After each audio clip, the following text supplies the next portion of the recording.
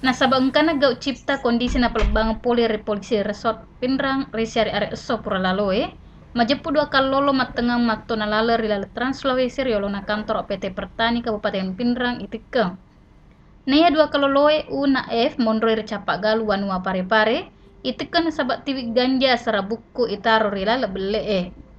Napoda Kepala Bagian Ops Polres Pinrang, alen AKP Rancang Makdae, nayar yang mulangang itikena dua kaloloe ritu, rilala melok nei parisa surat-surat atau nangenna. Nekia lari poleri paparisa na polisie, sarakam meriwatu ero silalu-lalu polisi na dua kalolo mati ganjai ritu. Operasi ini dilaksanakan dalam rangka cipta kondisi di wilayah hukum Polres Pinrang, di mana Polres Pinrang ini sangat rawan di dalam bermacam sasaran pelanggaran, yaitu curas, curat, anirat, narkoba, dan pelanggaran lalu lintas. Apa saja yang diamankan di sini?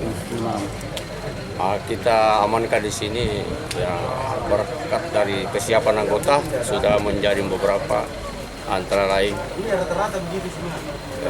kendaraan roda 2, roda 4, serta barang bukti berupa ganja. Saliwana dua kalolo mundur dicapak galu pare-pare itikan sabab mati ganja rilale paparesae nang kato jemai lolong mati kawali nenia tepunai surat-surat tonangang. Anastasia Pare TV, Mapara Palorisese Albirta.